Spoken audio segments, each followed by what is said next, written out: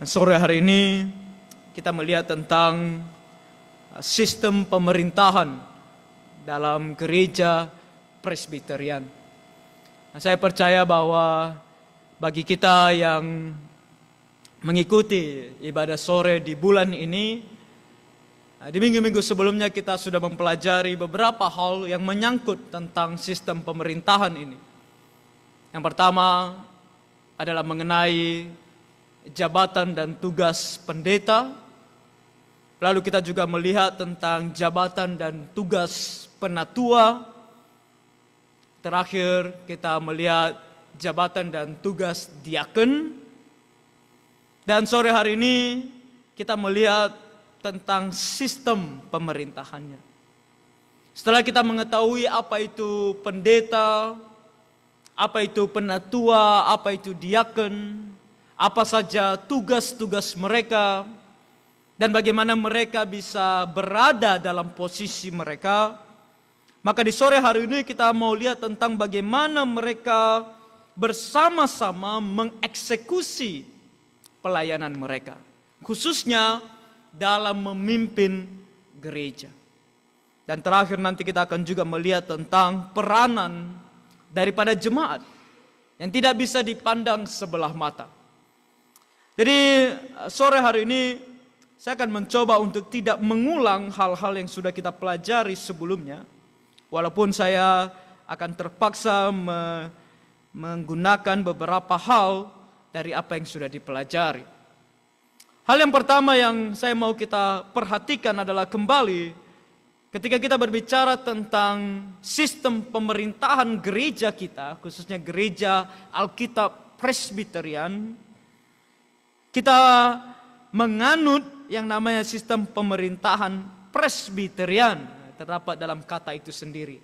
Gereja Alkitab Presbyterian, pemerintahannya, sistemnya itu Presbyterian. Nah, kembali kata Presbyterian itu berasal dari kata presbyteros, yang artinya penatua-penatua. Para penatua, lebih dari satu penatua, atau kadang juga disebut sebagai pluralisme dari kepenatuaan. Artinya bukan oleh hanya satu penatua, melainkan oleh beberapa penatua. Dan beberapa penatua ini kemudian berkumpul bersama dan disebut sebagai badan penatua. Nah, penatua ini kalau kita mempelajari sebelumnya juga bahwa terbagi atas dua, yaitu ada penatua yang mengajar, teaching elder, yaitu kita sebut sebagai pendeta, dan ada ruling elder atau penatua yang memimpin. Jadi pendeta dan penatua yang memimpin ini berkumpul bersama-sama menjadi badan penatua. Dan sesuai dengan kitab suci, maka kita temukan bahwa ini adalah sistem pemerintahan yang paling alkitabiah. Nah, di dunia saat ini ada 3 sistem pemerintahan yang populer dalam gereja. Ada yang bersifat episkopal, lalu ada yang bersifat kongregasional, dan ada yang bersifat presbyterian. Singkat, mengenai episkopal, episkopal adalah gereja yang dipimpin oleh satu orang, satu pemimpin, dan itu dipimpin oleh uskup agung, atau juga seperti gereja Roma Katolik menyebutnya sebagai paus. Satu pemimpin dari seluruh gereja. Tapi ada juga yang bersifat congregational. Nah, congregational berasal dari kata congregation, yang artinya jemaat. Dan ini artinya gereja yang dipimpin oleh jemaat. Nah, jemaat adalah pemimpinnya, jemaat yang mengatur, bahkan jemaat yang menentukan pendetanya sendiri. Apakah pendeta ini mereka mau ambil jadi pendeta mereka, atau mereka mau turunkan dia dari jabatannya, Dalam segala hal yang dikerjakan dalam gereja, jemaat yang memutuskan. Dan tentu kembali ada presbiterian yang dipimpin oleh para penatua. Dan kita bisa diyakinkan oleh firman Tuhan bahwa sistem pemerintahan presbiterian inilah yang paling sesuai dengan Alkitab. Nah, ini sebenarnya sudah disinggung di minggu-minggu sebelumnya, namun saya mau singgung dia dalam bentuk yang lebih dekat atau lebih tertuju kepada sistem pemerintahan. Yaitu disinggung kepada kita tentang Kisah Rasul pasal 2, pasal 20 ayat 17 dan 28.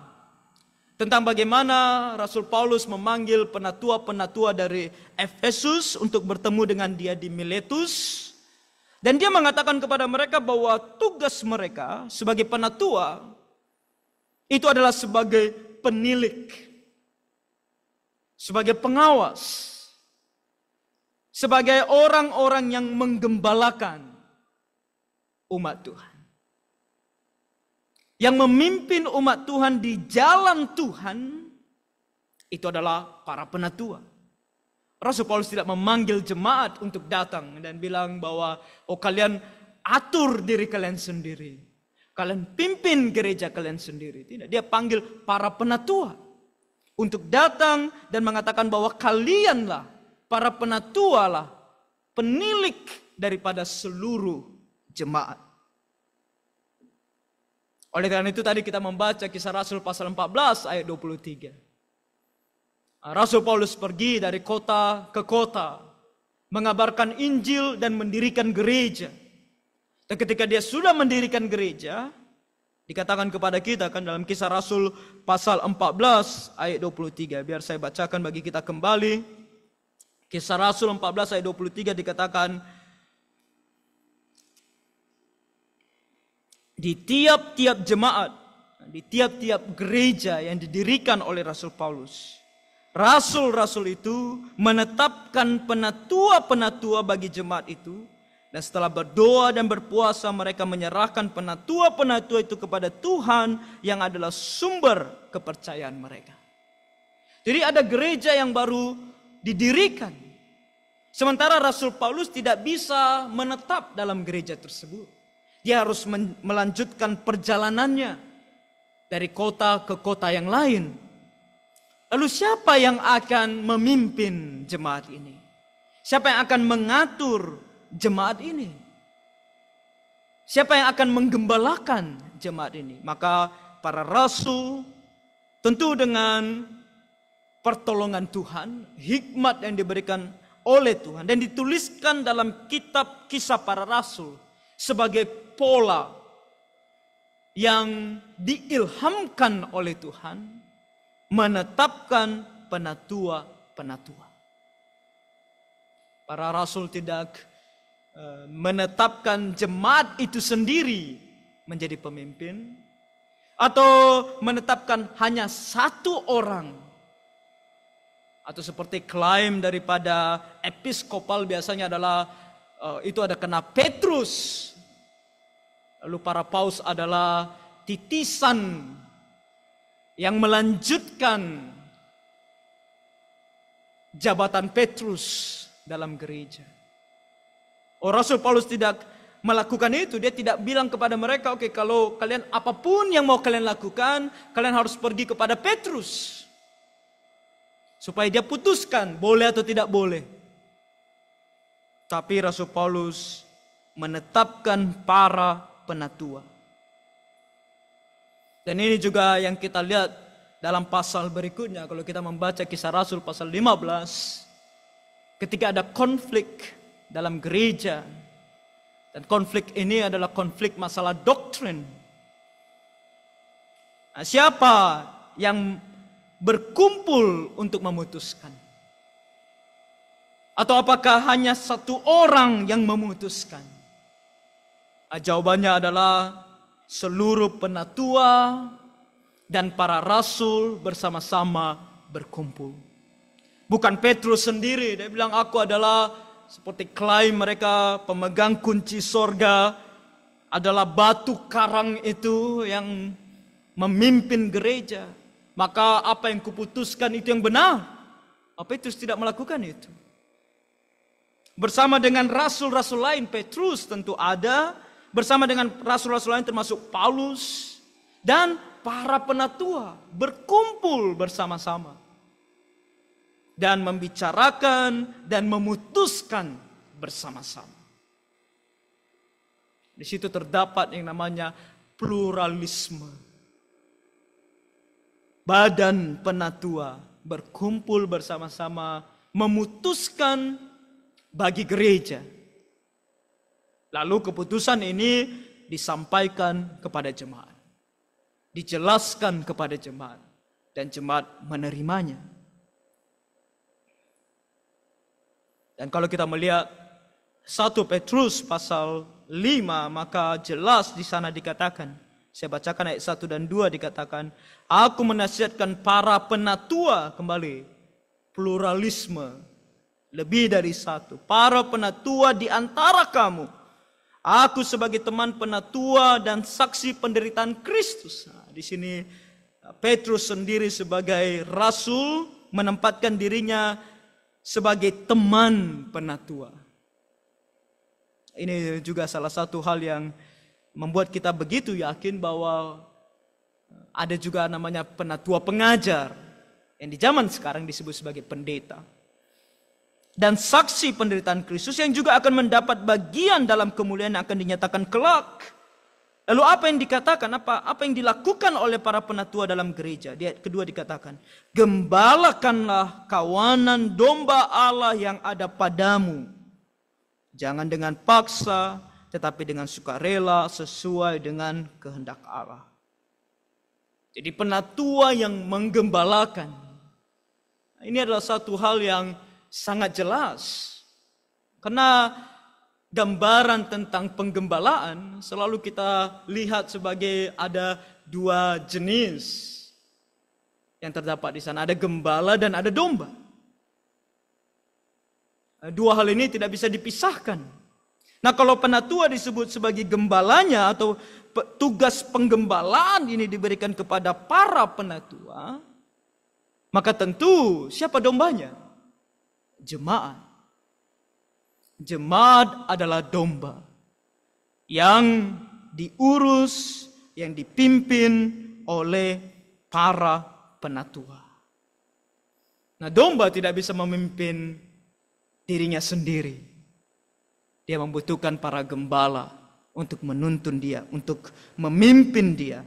Dan Tuhan melalui Rasul Petrus di sini mengungkapkan bahwa itu adalah tugas yang diemban oleh para penatua.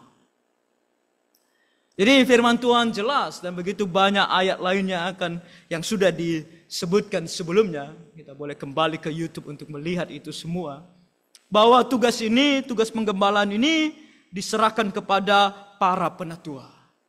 Jadi sistem pemerintahan ini adalah yang paling alkitabiah. Oleh karena itu, kita ambil dalam gereja Alkitab Presbyterian dan dalam ADART GAPI kita, disebutkan dalam pasal 12 ayat yang ketiga, bahwa pemerintahan gereja, administrasi, pengawasan rohani, kepatuhan terhadap doktrin, serta disiplin gereja di setiap jemaat dilaksanakan oleh badan penatua gereja sesuai dengan ketentuan yang tercantum dalam anggaran dasar dan anggaran rumah tangga.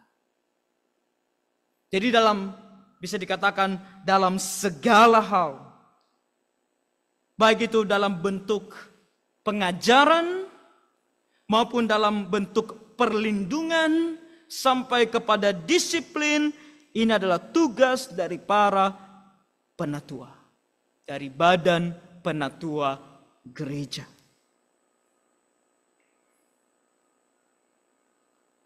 Dan ini adalah sistem pemerintahan yang sudah dianut oleh gereja dari awal. Nah, tadi kita sudah membaca bagaimana beberapa ayat dalam Alkitab menunjukkan kepada kita di masa, di zaman para rasul, ini sudah menjadi pola yang alkitabiah. Tapi kalau kita membaca sejarahnya, kalau Bapak Ibu penasaran dengan sejarah pemerintahan gereja yang Presbyterian, Maka memang agak disayangkan bahwa ada masa yang cukup panjang bagi pemerintahan gereja Presbyterian itu seolah tidak tampak. Dari awal, kalau kita membaca kisah para rasul dan surat-surat Rasul Paulus, selalu tersirat bahwa pemimpin gereja adalah para penatua.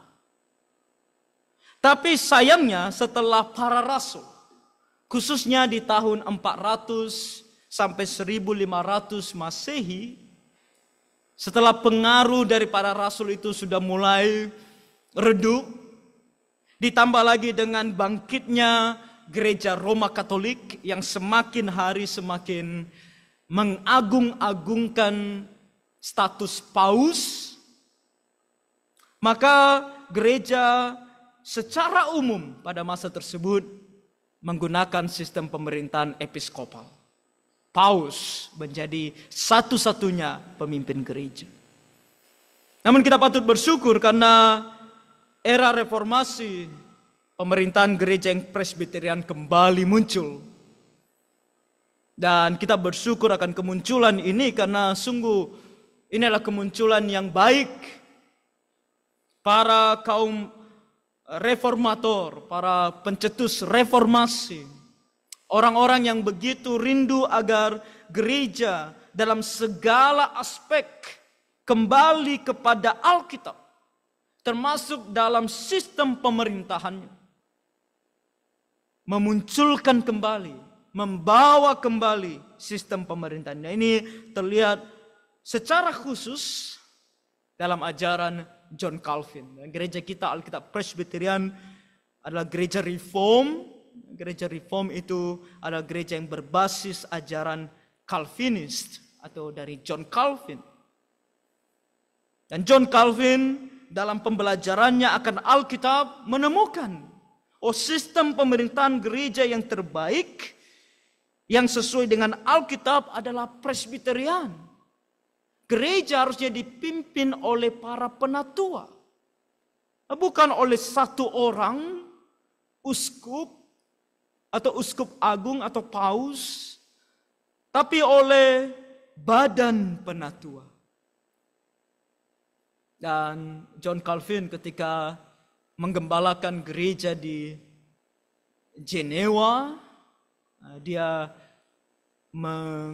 bawa kembali sistem pemerintahan ini. Lalu kemudian lebih diperluas lagi oleh muridnya John Knox dari Skotlandia. Dari itu mulai penyebaran ajaran reform sampai ke Inggris ketika munculnya Westminster. Dan dari Westminster, dari Skotlandia bahkan sampai ke Amerika, maka lahirlah gereja Presbyterian di Amerika. Lalu dari gereja Presbyterian yang ada di Amerika, karena perbedaan doktrin, karena munculnya doktrin modernis yang menyerang gereja, setelah beberapa tahun muncullah yang kita sebut sekarang sebagai Alkitab Presbyterian. Nah, ini sejarah panjang yang kita bisa baca di lain waktu. Kita tidak punya waktu untuk menjelaskan semuanya. Tapi singkatnya kemudian lahirlah gereja Alkitab Presbyterian di Amerika oleh seorang yang selalu kita dengar, namanya Carl McIntyre. Dan dari Carl McIntyre ada muridnya, yaitu almarhum Pendeta Timothy Toe, yang pergi sekolah ke Amerika. Dan almarhum kembali ke Singapura membangun gereja Alkitab Presbyterian. Mulai dari Singapura, di ASEAN, bahkan sekarang Asia. Makanya sampai ke Batam, sampai ke sini ke tempat kita. Makanya nama gereja kita bukan Presbyterian, melainkan Alkitab Presbyterian. Dari sejarah ini kita temukan bahwa ini bukan sistem pemerintahan yang baru.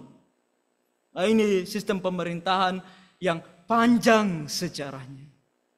sempat mati di era gereja Roma Katolik berkuasa, tapi kembali bangkit di zaman reformasi sampai sekarang, dan kita berada dalam gereja Alkitab Presbyterian.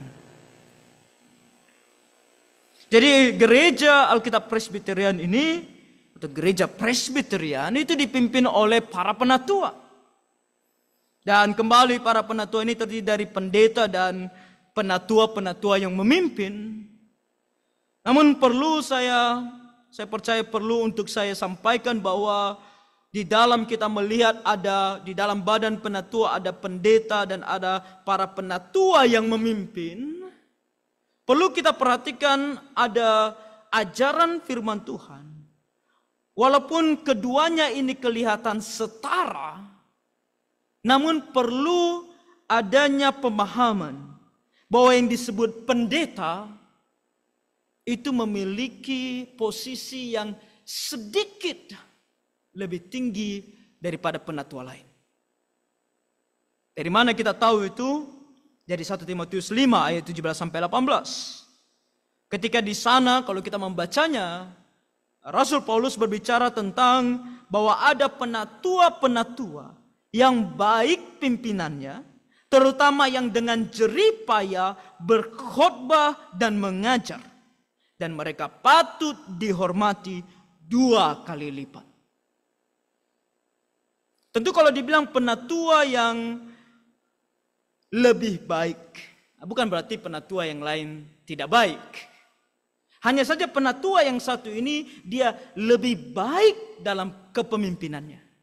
Dan bukan hanya karena dia lebih baik dalam kepemimpinannya, tapi karena dia berjerih payah dalam berkhotbah dan mengajar. Nah, kalau kita kemarin mengikuti khotbah mengenai pendeta dan penatua, maka kita temukan bahwa ini tidak lain dan tidak bukan tertuju kepada para pendeta. Karena mereka lah yang memberikan diri mereka secara penuh waktu untuk memimpin dan untuk berkhotbah dan untuk mengajar. Dari situ kita pahami bahwa mereka bisa dikatakan penatua-penatua yang lebih baik dalam hal ini. Dan dikatakan bahwa mereka layak diberikan atau patut dihormati 2 kali lipat. Nah, apa maksudnya penghormatan 2 kali lipat di sini? Saya percaya bahwa ini bermaksud dalam 2 hal, yaitu penghormatan itu sendiri dan tentu dalam hal dukungan finansial. Makanya dalam gereja Alkitab Presbyterian, di dalam badan penatua yang memimpin gereja, yang mendapat dukungan finansial daripada gereja itu hanya pendeta. Penatua, pemimpin lainnya tidak. Kenapa? Karena hanya pendeta yang memberikan waktunya penuh waktu untuk melayani. Dia tidak bekerja lagi di luar sana. Sementara penatua-penatua lain boleh bekerja. Mereka boleh bekerja dan waktu yang ada di luar pekerjaan mereka lah yang bisa mereka berikan untuk melayani di gereja.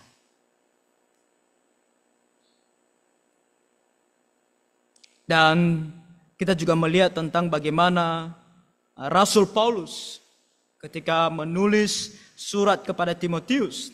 Dalam 1 Timotius pasal 1 ayat 3, Rasul Paulus bilang ketika Timotius dia tinggalkan di Efesus, dia bilang untuk menasihatkan orang-orang tertentu agar mereka jangan mengajarkan ajaran lain. Nah, sangat menarik. Timotius, kata Rasul Paulus ketika dia sebelum pergi ke daerah Makedonia, dia bilang kepada Timotius untuk tetap tinggal di Efesus. Nah, kapan ini terjadi? Ada orang yang bilang bahwa ini terjadi dalam Kisah Rasul pasal 20. Ada juga yang bilang bahwa ini terjadi kemungkinan setelah penulisan Kisah Para Rasul. Tapi yang mana satu? Yang paling penting adalah jemaat di Efesus sudah ada para penatua. Baik itu dalam Kisah Rasul pasal 20 maupun tentu setelah penulisan Kisah Para Rasul lebih lagi, jemaat di Efesus sudah ada para penatua. Tapi Paulus bilang, Timotius kamu tetap tinggal di sini. Walaupun sudah ada penatua di sini, kamu sebagai seorang hamba Tuhan, dan sering sekali disebut bahwa Timotius adalah seorang pendeta muda yang akan menasihati, yang akan menasihatkan orang-orang tertentu agar mereka jangan mengajarkan ajaran lain. Dibutuhkan seorang yang penuh waktu mempelajari dan mengajarkan firman Tuhan untuk memimpin gereja. Walaupun di sana sudah ada penatua. Ada para penatua untuk sebuah gereja tidaklah cukup. Harus ada seorang pemimpin full time, harus ada seorang pendeta untuk memimpinnya. Dari situ kita tahu bahwa jabatan pendeta ini sedikit lebih tinggi daripada penatua. Makanya dalam ADRT kita pasal 14 dikatakan bahwa gembala sidang bertindak sebagai ketua badan penatua. Jadi ada badan penatua, ketuanya siapa? Gembala sidang. Gembala sidang tentu adalah pendetanya. Dan kalau ada pemungutan suara ketika memutuskan sesuatu, dikatakan jika hasil pemungutan suara imbang, maka gembala sidang akan mengambil keputusan akhir. Jadi kalau misalnya suaranya imbang, maka keputusan akhir ada di tangan pendetanya, gembala sidangnya. Nah, ini karena mengambil bahwa sungguh pendeta memiliki tingkatan yang sedikit lebih tinggi. Nah, saya tahu waktu saya mungkin agak terlalu panjang untuk ini, namun izinkan saya sedikit lagi untuk menjelaskan bahwa dalam pemerintahan ini sudah kita lihat bahwa badan penatua yang memimpin. Lalu di mana diaken? Nah, kita juga mempelajari tentang diaken. Maka diaken berada di bawah badan penatua dalam menjalankan pelayanannya. Sudah dijelaskan kepada kita bagaimana para diaken dipilih, bagaimana para diaken diangkat, dan kemudian apa yang menjadi tugas para diaken dalam Kisah Rasul pasal 6. Dan kita menemukan bahwa di sana para diaken tugasnya adalah untuk pelayanan meja. Dan itu artinya apa? Artinya kalau kita berbicara tentang sistem pemerintahannya, maka badan penatua sebagai pemimpin tertinggi merencanakan, memutuskan tentang apa saja yang mau dikerjakan dalam gereja. Lalu dalam eksekusinya mereka dibantu oleh para diaken dan diakenes. Mereka dibantu. Mereka akan bekerja sama. Maka itu berarti kalau kita mau katakan bahwa dalam hal administrasi, pemeliharaan gereja, mengurus hal-hal perlu dalam segala pelayanan gereja, baik itu dalam hal tempat, konsumsi, dan lain-lain, apa saja yang diperlukan untuk pelayanan gereja, badan penatua ini dibantu oleh para diaken, para diakenes, supaya hal-hal ini bisa dijalankan dengan baik. Namun dalam ADART GAPI ada satu tugas badan diaken yang saya percaya secara khusus ada di GAPI kita. Yaitu karena melihat situasi dan keadaan, kadang-kadang dalam gereja GAPI belum ada badan penatua. Mungkin ada satu pendeta, tapi belum ada penatua lainnya. Bagaimana? Maka dalam ADART kita diatur dalam pasal 12 ayat yang keempat dikatakan, tugas pengawasan rohani dan administrasi gereja secara umum dapat didelegasikan oleh badan penatua kepada para diaken dan diakenes. Dan dalam gereja yang hanya memiliki pendeta, namun belum memiliki penatua, tugas-tugas tersebut dapat dijalankan oleh para diaken. Jadi secara khusus dalam gereja-gereja yang belum ada penatuanya, tugas dari badan penatua itu dijalankan oleh para diaken. Dan itu saya percaya yang terjadi dalam gereja kita, baik itu GAPI Batam maupun gereja di mana saya melayani, GAPI Getsemani, belum ada para penatua lainnya. Nah, kita harus berdoa supaya ada para penatua yang bersama pendeta untuk memimpin gereja. Tapi kalau belum ada, maka ADART memberikan kita hal ini, bahwa para diaken bisa untuk sementara melaksanakan tugas ini. Tapi tentu ada pendeta yang memimpin, yang mengarahkan, yang memimpin, yang mengatur semuanya ini. Dan terakhir, sedikit lagi tentang peranan jemaat. Kadang kita pikir, oke, dalam gereja Presbyterian pemimpinnya adalah penatua. Kalau belum ada penatua, para diaken. Lalu jemaat seperti apa? Apakah jemaat tidak punya peranan? Tentu kita melihat dalam Alkitab bahwa para penatua ini memimpin tidak boleh dengan tirani, tidak boleh dengan tangan besi. Kalau kembali kita melihat 1 Petrus pasal 5 ayat 2 tadi dikatakan, gembalakanlah kawanan domba Allah yang ada padamu, jangan dengan paksa, tetapi dengan sukarela sesuai dengan kehendak Allah, dan jangan karena mau mencari keuntungan, tetapi dengan pengabdian diri. Dalam hal ini, bahwa kita percaya bahwa kalaupun badan penatua yang memimpin, dia tidak boleh sewenang-wenang. Dia tidak boleh melakukannya dengan tangan besi, dengan paksaan. Kalau kita mau katakan dengan kata lain, harus ada kerelaan hati bahkan dari para domba, dari jemaat untuk mau dipimpin oleh para penatua ini. Oleh karena itu saya percaya itulah kenapa dalam gereja GAPI, walaupun ini adalah dipimpin oleh badan penatua, ada peranan jemaat. Pertama dalam hal dukungan doa dan tentu persembahan.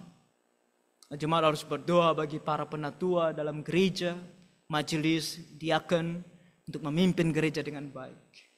Lalu ketika badan penatua sudah memutuskan sebuah pelayanan dan pelayanan itu membutuhkan dana, maka kita memberikan persembahan kita. Kita memberikan perpuluhan kita. Persembahan khusus kita untuk pelayanan itu sebagai bentuk dukungan. Dan bahkan juga kita berikan dukungan tenaga dan waktu kita. Karena jemaat diminta untuk bersama-sama. Kadang-kadang pelayanan gereja tidak cukup hanya dilakukan oleh para penatua dan diaken. Jemaat juga perlu kontribusi tenaga dan waktu untuk melayani. Dan tentu dalam gereja kita ada namanya pemilihan. Pemilihan, dan gereja kita menganut pemilihan 3 tahun sekali. Dan saya percaya ini adalah suatu hal yang baik. Walaupun ada yang mengatakan sebenarnya agak sedikit rancu jadinya. Katanya dipimpin oleh penatua, tapi seperti kongregasional, karena akhirnya jemaat juga yang memilih. Lalu kalau nggak dipilih jemaat, berarti nggak boleh jadi penatua. Tentu bukan itu tujuannya. Pemilihan dalam gereja Presbyterian atau Alkitab Presbyterian seperti gereja kita, itu bukan untuk menentukan layak atau tidak layak. Karena untuk layak atau tidak layak sudah disaring sebelumnya. Sudah didoakan, sudah dipikirkan. Makanya seperti gereja kita itu tahapannya itu ada beberapa tahap sebelum akhirnya dilaksanakan pemilihan. Itu sudah terjadi penyaringan di sana. Tapi di sini adalah bentuk konfirmasi, bentuk dukungan daripada jemaat. Dan dukungan ini karena 2 hal. Pertama, karena sebagai penatua, baik itu pendeta maupun penatua pemimpin, atau bahkan para diaken, itu ada syaratnya. Dan syaratnya kalau kita membaca dalam Timotius dan Titus adalah syarat moral. Dan syarat moral ini kita percaya bahwa begitu baik dievaluasi, dilihat bukan hanya oleh 1-2 orang, tapi oleh seluruh jemaat. Di seluruh jemaat ikut melihat dan mengevaluasi. Apakah orang ini cocok untuk syarat-syarat moral ini? Dan yang kedua tentu sebagai pagar, sebagai pelindung gereja dari kesewenang-wenangan. Kita percaya bahwa pendeta, penatua, diaken dipanggil oleh Tuhan. Tapi firman Tuhan juga ingatkan kepada kita bahwa ada pendeta, penatua, diaken, siapapun yang memimpin gereja yang berasal dari si iblis. Yang melakukan pelayanan bukan karena mereka terpanggil melayani, tapi karena mereka mau mencari keuntungan. Maka ini akan membuat gereja terlindungi. Karena dalam 3 tahun, mereka yang mengatakan terpanggil, baik itu sebagai pendeta, penatua maupun diaken, akan bekerja keras, akan membuktikan panggilan mereka, bahwa mereka sungguh terpanggil melayani Tuhan. Karena 3 tahun lagi, kalau nggak bagus pelayanannya, bisa-bisa tidak dipilih lagi. Jadi pemilihan 3 tahun sekali menjadi peranan jemaat untuk menjaga gerejanya juga. Jemaat tidak memimpin gereja. Yang memimpin gereja adalah para penatua. Dalam gereja yang belum ada para penatua, para diaken membantu. Tapi jemaat juga mempunyai peranan yang penting sebagai umat Tuhan untuk menjaga gerejanya. Dan ini adalah hubungan yang sangat baik antara domba dan para gembala. Karena di atasnya ada gembala agung, yaitu Tuhan sendiri. Dan dalam hubungan yang baik ini, maka gereja akan berjalan dengan semestinya, berjalan dengan baik, banyak jiwa diselamatkan, dan umat Tuhan semakin bertumbuh. Demikianlah pemerintahan gereja Presbyterian, dan saya percaya kalau kita mengerti akan hal ini, kita temukan keindahan dalam sistem pemerintahan gereja Presbyterian yang begitu baik, yang begitu alkitabiah, yang akan membuat kita lebih efektif sebagai gerejanya Tuhan. Kiranya Tuhan menolong kita untuk mengerti akan hal ini dan melakukannya dalam kehidupan kita bergereja. Mari kita berdoa. Tuhan Bapa Surgawi, terima kasih untuk firman-Mu, bahkan yang mengajarkan kepada kami tentang sistem pemerintahan dalam gerejamu yang sebaiknya, yang lebih sesuai dengan kehendak-Mu. Presbyterian, kami bersyukur karena kami berada dalam gereja Alkitab Presbyterian yang menganut sistem pemerintahan yang sesuai dengan firman-Mu ini. Oleh karena itu Tuhan, tolong kami, jikalau kami berada dalam kepemimpinan gereja, maka berikan kepada kami hati yang setia dalam memimpin gerejamu sesuai dengan kehendak-Mu. Bagi kami jemaat-Mu, maka berikan kepada kami juga kesetiaan dalam mendukung segala pelayanan gereja dan mempermuliakan nama-Mu, membawa jiwa untuk diselamatkan bagi-Mu. Terima kasih Tuhan, kami serahkan semuanya ke dalam tangan-Mu. Dalam nama Tuhan Yesus kami berdoa dan mengucap syukur. Amin.